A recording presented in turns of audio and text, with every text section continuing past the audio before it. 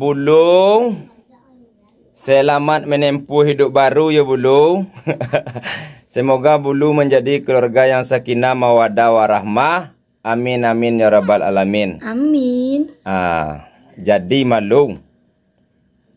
Aduh nang kawak kecil untuk Bulu cik sana. Jadi malu. Ada. Kalau awak laba laki ko mah. Awak harus patuh ke laki wak. Pasti tu mah. Nah itu sana. Patuh ke laki wak. Jangan sampai malawan wak ke laki wak. Oh, kau lah termasuk patuh kau mah. Belum malah patuh. Jadi malu. Jadi kan Bulu kan dek baru-baru kan. Ada. Jadi kalau ada laki masuk ke kamar mah. Iriangan. Betul. Ya iriangan apa kandaknya gitu. Ayo. Jadi kadang-kadang tawarkan yo mbek kopi dah. Mbek temani bang ya. Jalai be. Pokok itu sih lah. Pokoknya tawarkan yo gitu ya. Ya, kan paham dulu kan? Paham dong. Lai. Ya paham dulu kan. Apa ngana Bulu kok sempat terpikir dek Bulu balaki di tahun kini?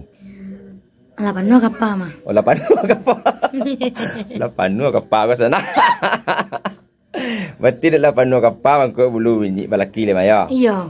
Kau nak penuh kapal tu nak baralik mah dong. Kalau nak penuh kapal tu nak baralik dah maya. Iya. Jadi pesan abang ke Bulu tu nya Bulu. Ya. Aduh. Kau dapat Bulu tu mah balaki ko mah. Bayi awak bayi nan lain tak. Bayi nan lumba bini kok dapat kejadian ko mah. Kok dapat terjadilah dalam seumur hidup ko sekali pernikahan lama. Amin. Ya. Jangan ditambah-tambah aja lagi kita. Bang nambah. Kalau bang tak bang dek kilap kok tak tambah. Nanti dulu bang panjul guys. Ya wak dek kilap gitu. Pokoknya Bulu tu lah. Cukuplah sekali seumur hidup pernikahan terjadi. Ya. Siapalah pemirsa Babang Uye lo mungkin kok ada doa-doa dari Bulu atau doa untuk Bulu dari pemirsa Panjulu Uye. Hai guys, doakan ya Bulu semoga menjadi keluarga sakinah wadah rahmah. Amin amin ya rabbal alamin. Itu alai. Alamak itu salah. Oh, biasa. Doakan cepat dapat momongan ya guys. Amin. Ya dapat momong tu harus kue berusaha apanya. Harus kue perjuangan. Iya. Harus kue perjuangan.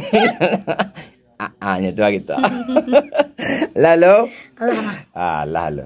Selamat Bulu berbahagia di dunia dan senang lo di akhirat. Amin. Amin.